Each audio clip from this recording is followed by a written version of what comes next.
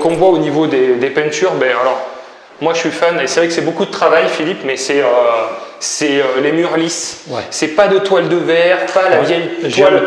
J'aime pas travailler comme la toile de verre.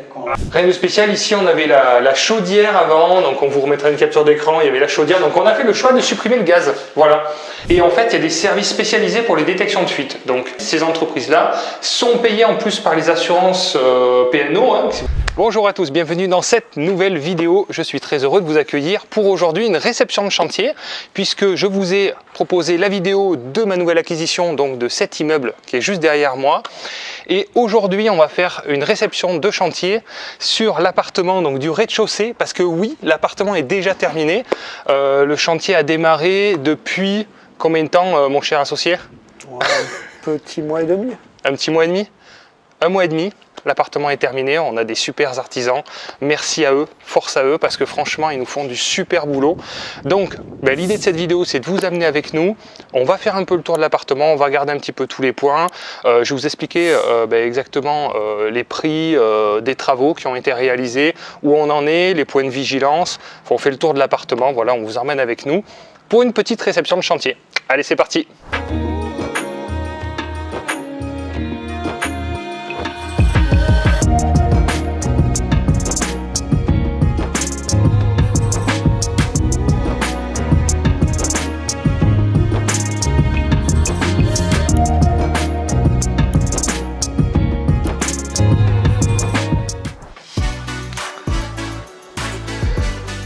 Bon, oui, je vous entends parler évidemment, on n'a pas encore entretenu le magnifique jardin, ça sera fait donc par nos enfants qui sont... Clair.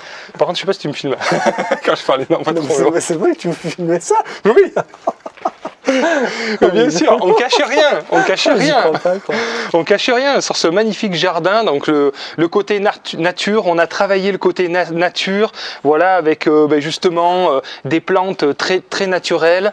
Pour le côté sauvage, puisqu'on est en ville, mais on aime bien être à la campagne, donc on a cherché à reproduire le côté sauvage avec cette nature qu'on a laissé faire en fait, qu'on a laissé s'exprimer.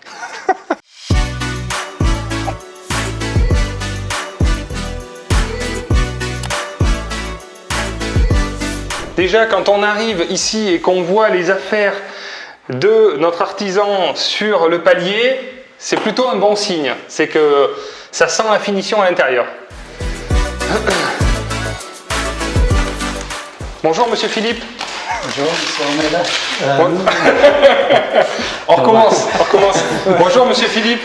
Bonjour, Aurélien, ça va? Ça va? Et Ça toi, va. très bien? Très bien. Ça sent bon, c'est fleur de sureau, le nettoyage? Nettoyage. Ça sent bon? Ouais, nettoyage et des petits retouches qui manquent. Impeccable. C'est la finition du chantier. Eh bien, écoute, merci pour ce chantier. Du coup, merci moi, c'est pour faire confiance dans mon travail. Bah écoute, franchement, c'est un bon échange. Je comme fais on dit. mon mieux, ouais. Ça se voit et c'est super efficace. C'est non seulement du bon travail, mais en plus dans des délais respectés. Oui. Le but, c'est ça, que les clients ils restent contents, comme artisans, qu'ils respectent le temps des travaux et tout. Exactement. Parce que derrière, il y a le client, il y a le crédit. Aussi, Exactement. Il faut respecter que les artisans respectent Tout à fait. le client aussi. Mais exactement, tu vois, tu comprends justement la problématique des investisseurs, c'est qu'on a des frais derrière, on a des rentabilités, on doit louer, on a des budgets qui sont un peu serrés, donc on fait des choix et que toi tu fais justement en fonction des investisseurs. C'est pour ça que je fais mon mieux et le plus vite possible, comme ça c'est rentable pour tout le monde. Exactement. Tant pour moi comme pour vous. Exactement. Mais ce qui n'est pas évident pour s'organiser en tant qu'artisan, parce que pour réguler le travail, des fois on en prend parce qu'on ne sait pas si on va en manquer aussi, donc c'est assez difficile de pouvoir combiner les deux, mais là c'est vrai qu'on a la chance, Philippe, quand tu t'engages sur un délai, de le respecter au maximum, et c'est pour ça que là tu as fait des très grosses journées, tu es même venu travailler les week-ends. Pour assurer les délais. Voilà, quand je dis au client que je finis, je donne une date, il faut que je finisse. Donc je travaille, termine. Au moins la parole, le plus intéressant d'une personne, c'est la parole. Ouais, quand une personne dit qu'il fait ça, il faut qu'il fasse ça. C'est très important, la confiance, mais c'est très rare en fait. Oui. Et c'est ça qui fait que ça fonctionne bien et dans la durée. Et c'est pour ça que pour nous en tant qu'investisseurs, c'est top. C'est pour ça que sur les devis, on marque pas de délai, mais on s'engage quand même sur des délais. Mais sinon, au début, si vous avez peur, c'est vrai que c'est toujours intéressant de parler de délai de travaux parce qu'au moins ça reste pas dans la parole. Ce qui est écrit, souvent on revient, on dit attends, tu m'as dit ça, ah oui mais non, regarde, on a noté ça sur le devis, on avait dit 2 mois de travaux depuis le départ des travaux, donc si on est à 2 mois et demi, 3 mois, bon, on peut tolérer une marge de retard parce que des fois il y a des imprévus. Ah oui. Ça arrive aussi. Hein. Il y a des retards des fois de plombiers, d'électriciens et tout, mais bon.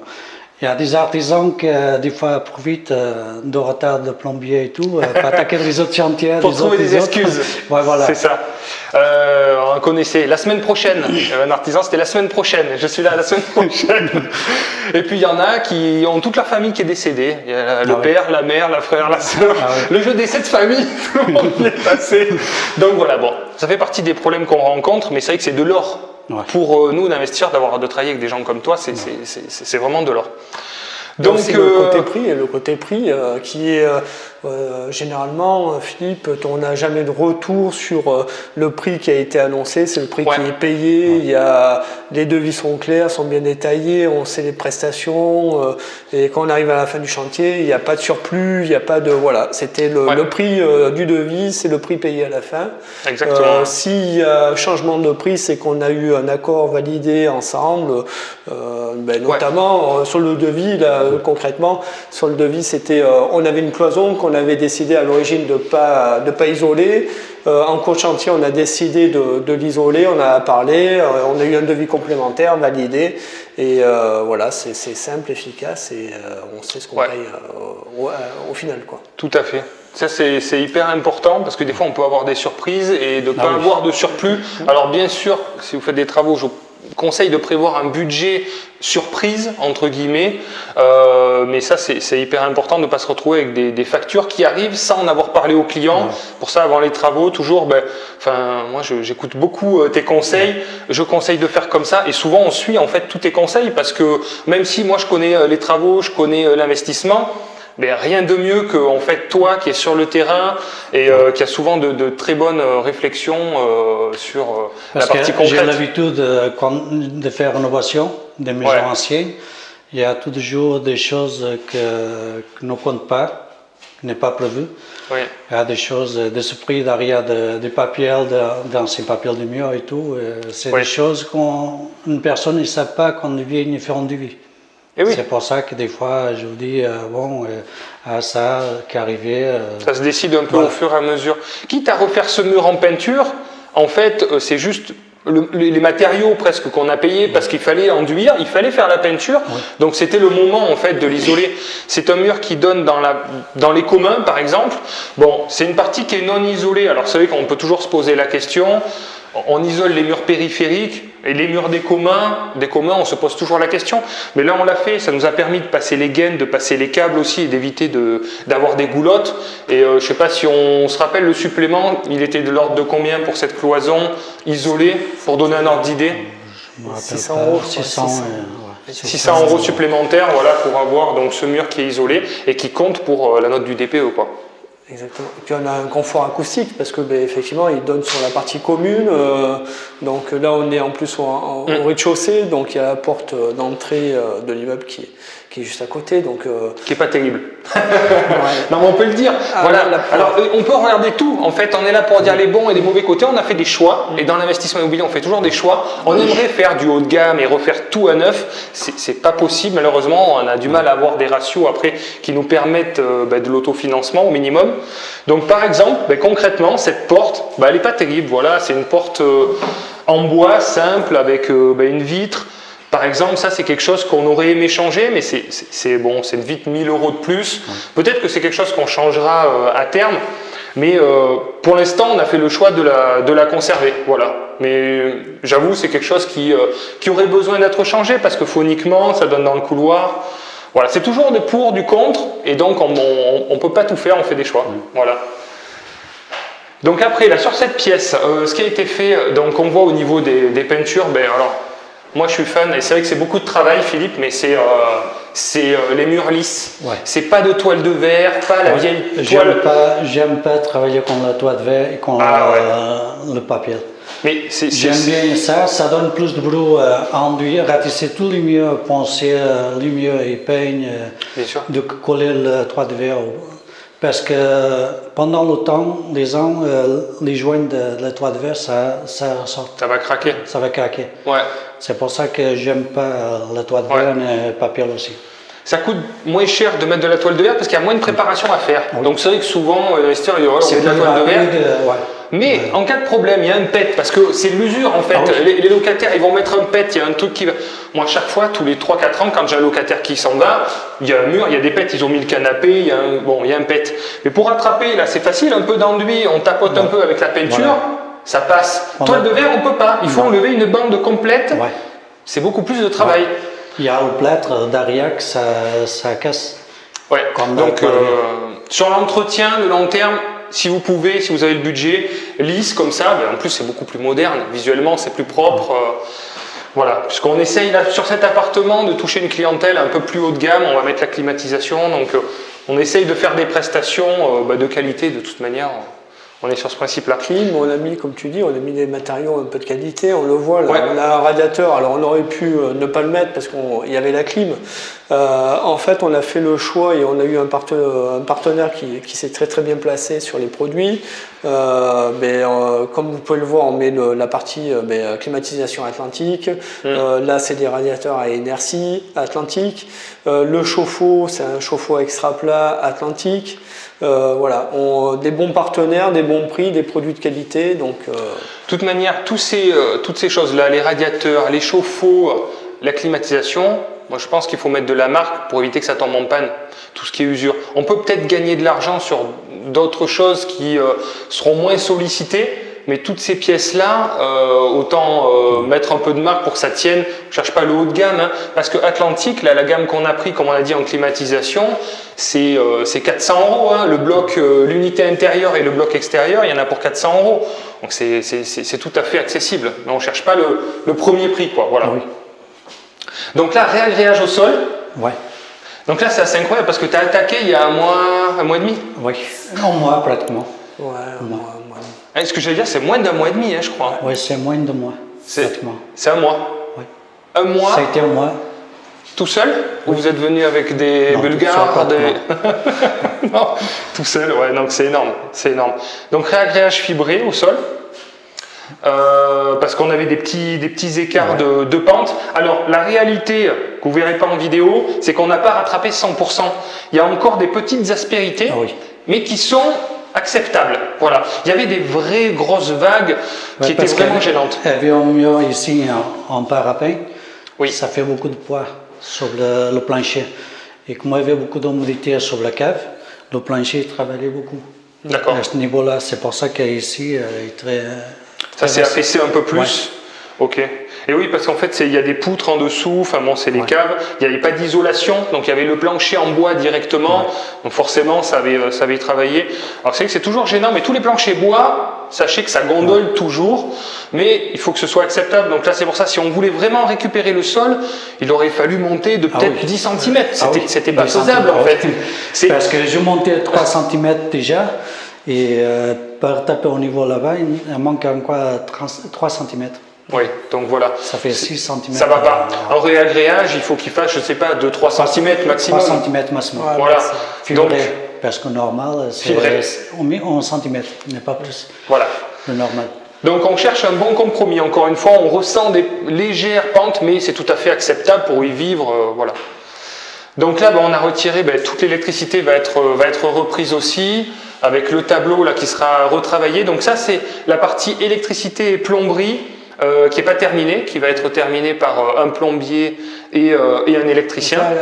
Du coup, Philippe, toi, tu as trouvé une petite combine. Du coup, on reprend ce tableau, une gaine GTL, on repasse de l'autre côté, le tableau électrique, du coup, on va le mettre ici, caché, bien sûr, avec un petit panneau qui va bien. Et du coup, l'électricien peut faire passer ses câbles tranquillement jusqu'à sa sortie. Très bien. Bonne astuce parce qu'effectivement le tableau était du mot trop haut et ouais, donc c'est très haut et c'est très ancien aussi. Ouais. Ok, bon alors la cuisine équipée, voilà. Tu me disais donc avant la vidéo, c'est Leroy Merlin, la cuisine. Oui. Voilà, Leroy Merlin. Très bien. Rien à dire, hein. Franchement sur la qualité, c'est un bon compromis. Hein. Leroy Merlin, Castorama, Ikea, ça se ressemble à peu près. Après, c'est le client que quand il va au Leroy Merlin, il faut choisir qualité. Parce qu'il y a des mauvaises qualités aussi, Leroy Merlin. Il y a plusieurs gammes. Oui, il y a plus de gammes. D'accord.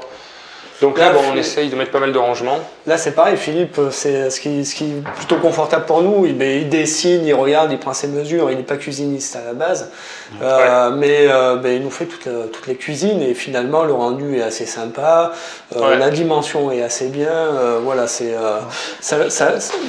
la qualité-prix est plutôt présente. Il faut penser aussi aux locataires aussi. Quand il habite dedans, il faut penser les arrangements coulés et tout. Parce que je laissais express ici pour mettre une poubelle. Oui, tout à fait. Oui, c'est vrai. Ouais. Bien sûr. Oui, c'est une bonne idée. Sinon, comme ça, ils sont pour mieux.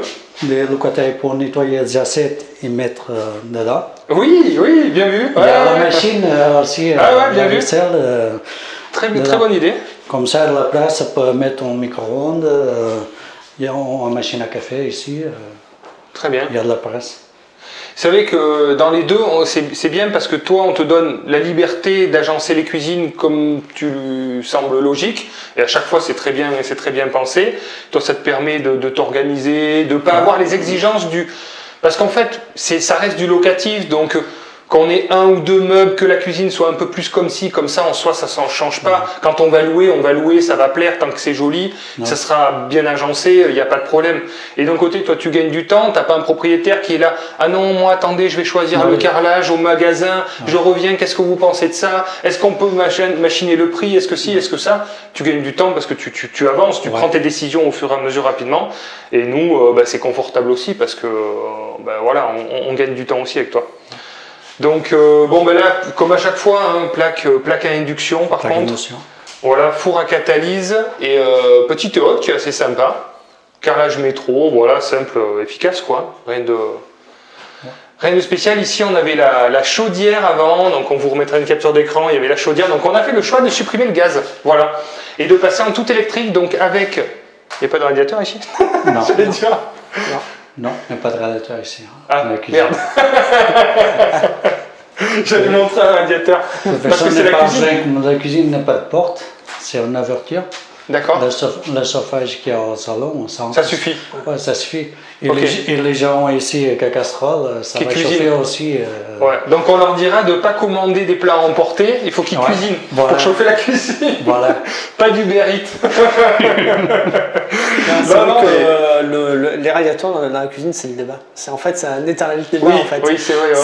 Ce radiateur dans la cuisine avec Robert, on a déjà eu des discussions. Pour moi, je mets un radiateur dans une cuisine. C'est un réel débat. Est-ce qu'on met un radiateur dans une cuisine? Vous pouvez dire dans les commentaires ce que vous en pensez. Est-ce que vous pensez que c'est nécessaire de mettre un radiateur dans une cuisine? Parce qu'on sait pas tout, n'est pas très grand, il fait 14 mètres carrés. Oui, puis c'est comme tu dis, c'est ouvert. C'est ouvert. Sur le salon, finalement, la chaleur passe quoi. Mais c'est psychologique de me dire il n'y a pas de radiateur, mais je pense qu'effectivement, on peut s'en passer. Hein, c'est pas. Ah oui. Mais ce mieux radiateur ici, comme la cuisine c'est très petit, il n'y a pas de place pour le locataire mettre le frigo là-bas. Il y a une petite table ici. Il faut manger sur le canapé. On aurait pu mettre un radiateur, mais après c'est toujours un peu le. Est-ce que sincèrement. Non, mais c'est une petite pièce, c'est ouvert. C'est une petite pièce, c'est ouvert. On peut s'en passer. C'est une discussion qu'on a très très très fréquemment dans les salles. Donc tout ça pour dire qu'on a supprimé le gaz. Ça c'est une bonne chose. Plus d'entretien, plus d'abonnement gaz. On laisse tomber tout ça et on passe en tout électrique. Donc radiateur et clim dans le salon. Voilà. Bon, l'extérieur, chauffe-eau électrique aussi. Et chauffe-eau électrique. Par contre, quand on supprime le gaz, effectivement, il faut, bonne remarque, il faut un chauffe-eau. Bon, l'extérieur, toujours la petite terrasse, on n'a pas trop touché. Et après, alors là où il y a du changement, Donc sur les chambres, bon, ben, ça va être isolation des murs, hein, sol, voilà, peinture, radiateur électrique comme on a dit. Donc voilà, bon ça rien de particulier, donc on a bien isolé les murs, c'est voilà, la chose importante maintenant à faire. Et là où il y a beaucoup de changements, c'est sur la partie salle d'eau, parce que là effectivement il y avait beaucoup de travaux. Et on peut parler des portes aussi rapidement, parce que c'est vrai que ces portes du coup ont été changées. Ouais. Et ça peut être une question sur souvent la problématique des anciennes portes. C'est pas fini, hein. Ça va se finir. C'est quelques petites finitions, voilà. Ouais. Il reste une couche sur les. Voilà. Parce que j'anticipe les commentaires. Mais là, souvent sur ces vieux châssis, on a souvent des anciennes portes qui ferment mal, qui sont gondolées. Et donc là, du coup, les portes ont été changées. Et comment tu as fait? Tu as réussi à adapter des anciennes portes, ça a été déjà. Des nouvelles portes sur des anciens encadrements? Ça a été déjà. Ah, c'était déjà comme ça? Ça a été déjà. Merde, je passe pas pour un con là. Ah, ça c'est peut-être un peu un con ça. Ça a été en marron, ça ressemble un peu ancien. Bon, d'accord. Donc ça, c'est un menuisier qui fait ça, pour adapter les portes. Mais ça, c'est voilà, donc c'est faisable. C'est un menuisier, oui et non, parce que c'est vrai que Philippe, tu l'as déjà fait. Oui.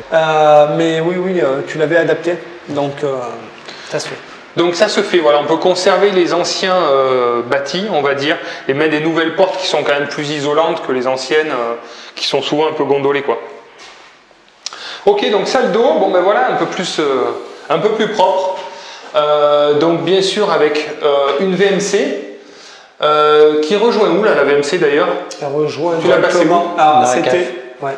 En fait, on a utilisé l'ancienne conduite de VMC qui descend dans la cave. Ah oui, exact. Et du coup, la cave, il y a une sortie directement à l'extérieur. Donc là, ça passe par l'extérieur, hop, on atterrit donc dans le sol, effectivement, et ça crache après à l'extérieur par les caves. Voilà, donc ça c'est un petit détail, mais je trouve ça super, hein, comme disait Philippe, d'avoir fait un coffrage comme ça en carrelage. Sinon, c'est les anciens tuyaux d'évacuation. Alors, évidemment, quand il y a des fuites, après, c'est plus compliqué pour repérer la fuite. Mais maintenant, dans tous mes dégâts des eaux, hein, d'ailleurs, on en traite pas mal. J'en ai 4 en ce moment, 4 dégâts des eaux en cours.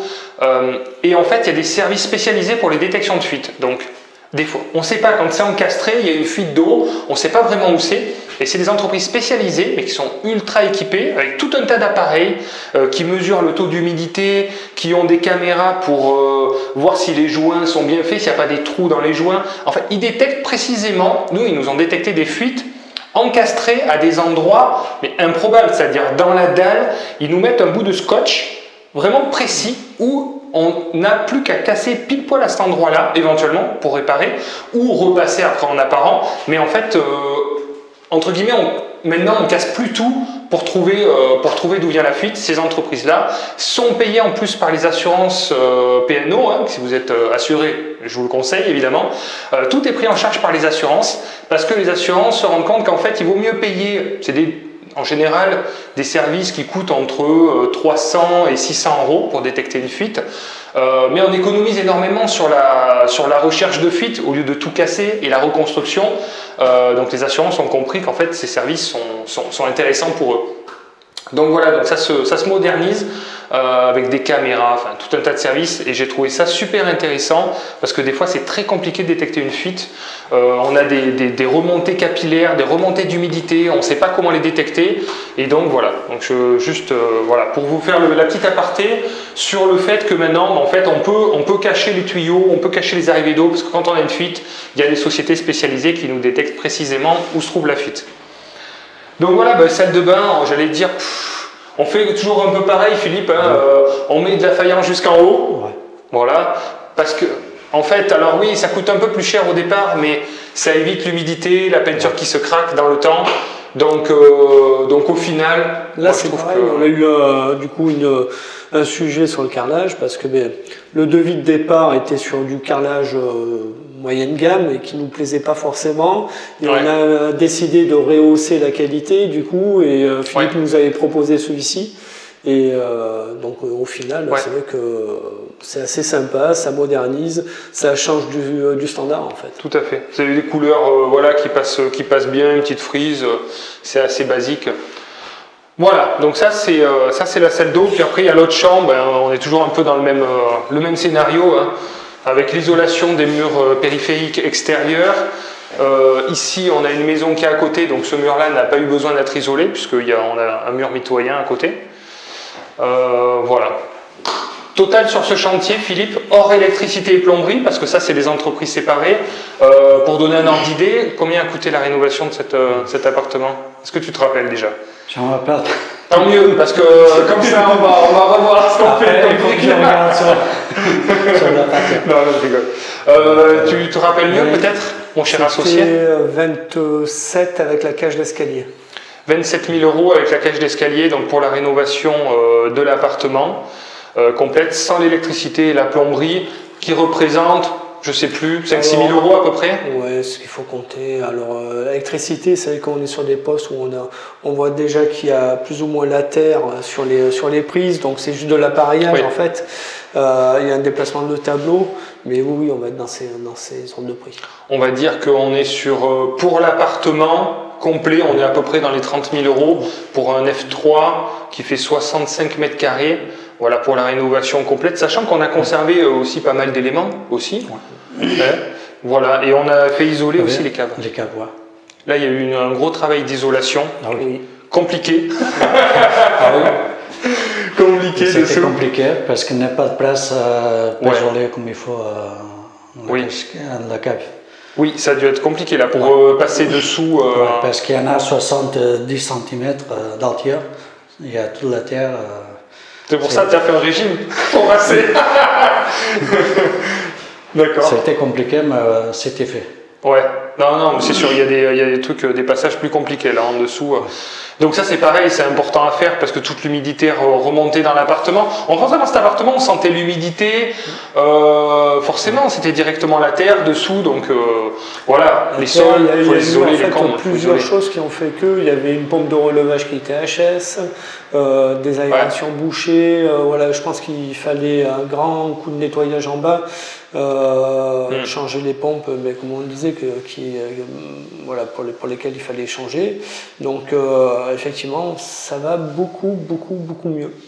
Et les VMC donc se jetaient aussi directement en bas. Enfin, les VMC donc de l'immeuble, projetaient leur humidité directement en bas, qui rajoutait de l'humidité, sachant qu'il n'y avait pas d'isolation, l'humidité remontait dans l'immeuble. Enfin bon. Il y a le renouvellement de l'air, c'est toujours un sujet, c'est très important. Il faut toujours avoir des grilles aussi aux fenêtres, c'est un petit détail, mais il faut des grilles dans les pièces sèches, comme on peut le voir ici. Ah, c'est bon, il y en a parce que sinon on serait passé pour des... voilà, mais c'est important, grille dans les pièces sèches et pas de grille dans les pièces humides, c'est-à-dire dans les cuisines, WC, salle d'eau. Il ne faut pas de grille aux fenêtres, il faut aspirer l'air des pièces sèches pour être aspiré dans les pièces humides. Voilà, on a eu un petit sujet sur la découverte lors de l'achat de cet immeuble. En fait, on s'est aperçu que le mur qui est là, mitoyen, était au fur et à mesure humide. Quoi. Oui. Donc, il y a eu une discussion avec la voisine. En fait, c'était son chéneau qui était abîmé, et, donc qui a été réparé depuis. Voilà, c'est une petite découverte lors d'une rénovation, quoi, en fait. C'est ça, en cassant, effectivement, donc l'eau se déversait dans ce chéneau qui était percé, et là, en discussion avec la voisine, elle a accepté de prendre en charge la réparation de ce chéneau. On a fait passer notre couvreur, donc voilà, ça s'est bien passé, mais ça peut être des surprises, voilà. Ouais. Qui arrive. Non, je croyais que tu allais parler d'un autre immeuble où effectivement on a eu des problèmes d'humidité, mais dû tout simplement à ces grilles sur les fenêtres qui n'étaient pas présentes.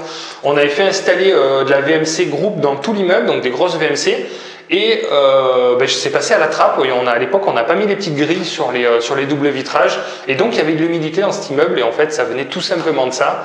Donc voilà, on a fait mettre les petites grilles au PVC, c'était vraiment pas grand chose, et le renouvellement de l'air va se faire normalement, et voilà.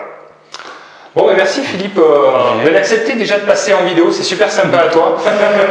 Merci moi. Ça montre l'autre côté aussi, parce qu'il y a beaucoup de gens qui veulent faire des travaux, qui ne savent pas trop comment appréhender tout ça, donc de voir aussi le côté artisan et tout, ça peut rassurer aussi. Je suis là pour donner mon avis aux investisseurs de ce que je fais.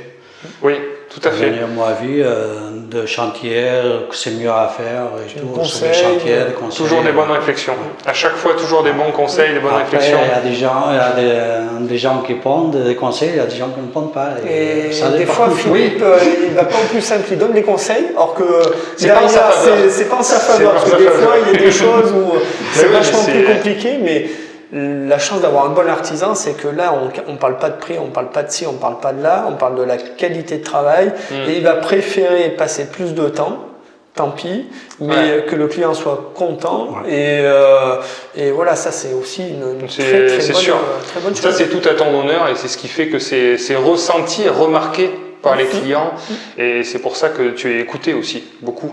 Parce que si on avait l'impression que c'était toujours à ton avantage, forcément on se dit on se méfie, tout ça. Donc les uns font les autres. En fait, c'est dans les relations, c'est que de la relation humaine dans tout.